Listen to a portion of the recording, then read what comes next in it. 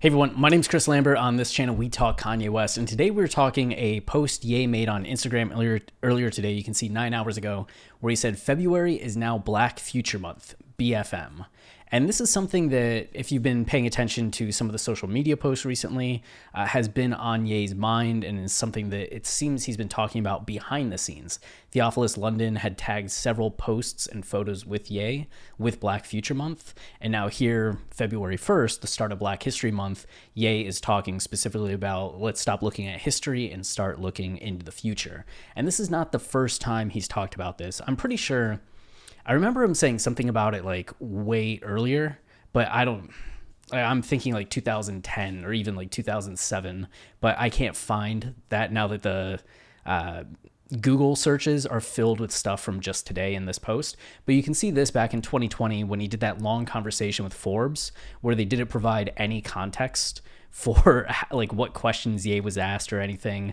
They just did these little abridged slices of what Ye was saying, and we don't even know if it was in order of what he was talking about. But there's one section on Black History Month where Ye goes, oh, one other thing, Black History Month, that is torture porn, because when that comes up, what we do is we see, and by the way, if I get that vibe, that's the process, and we're going to a beautiful, uplifting, fun, creative process as a people, as America collectively, and show the world how great we are. So here we go, Black History Month. Every year they got to remind us about the fact that we couldn't vote, they meaning white supremacy construct, and I said that with the CT at the end.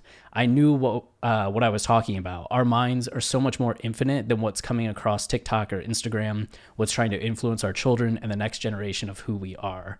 So he got a little bit into it about just disliking the emphasis on painful past rather than looking forward at potential future. And it's something that he ended up talking about when he did the Joe Rogan podcast a couple months later. So in the middle of that discussion, you can see in this article from The Source, Kanye West joined the Joe Rogan Experience and gave his opinion on Black History Month. But it wouldn't be Kanye if he didn't add a few controversial statements, of course. Most black people, we don't know where we come from. We think we come from slaves, the rapper begins. We don't know our bloodline, and we're given Black History Month, and we take that like it's some gift to us. No, it's a programming to us. Racism doesn't end until we get to a point where we stop having to put the word black in front of it, because it's like we're putting the rim a little bit lower for ourselves.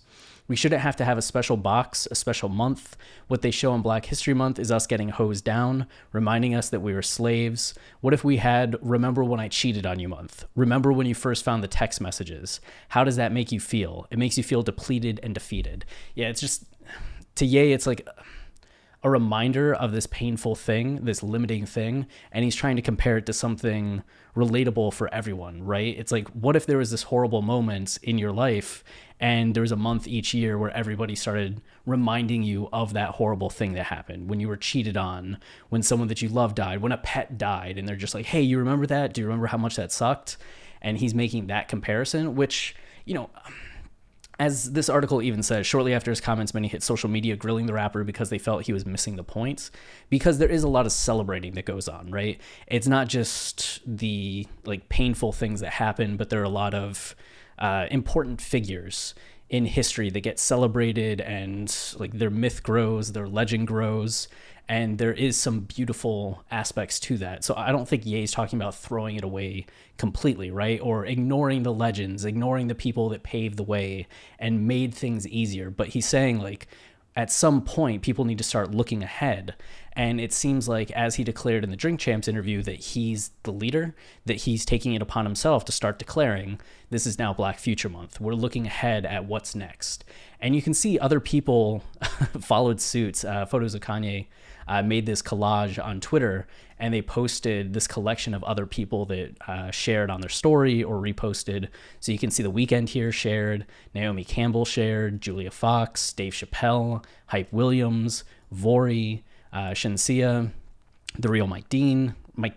I don't think he's called the real Mike Dean in real life, but Alicia Keys and Future were all like other artists and people and celebrities that made sure to support this movement. And There were other photos that emerged. Like, I think I'm going to do a whole other video on it, but you can see here that they were filming something. Like, Theophilus London posted that this was directed and produced by Ye and Theo and Donda. So they're in this warehouse, everybody's dressed in black, and it looks like they were making some kind of either music video, promotional video, something. So we'll see when this emerges, right? Is this going to be released tomorrow, in the upcoming days, like something to just build up the hype in the lead up to 222, or is this going to be something we see when the album drops on 222? Album drops, you know, if the album drops on 222, when the album drops, positive thinking.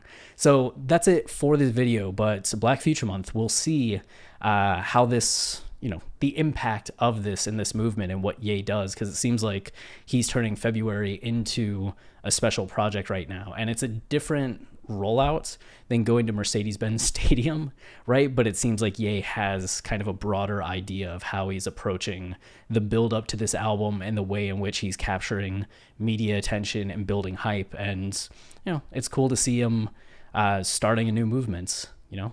So that's it for now. Until next time, stay wavy and keep it loopy. Cheers.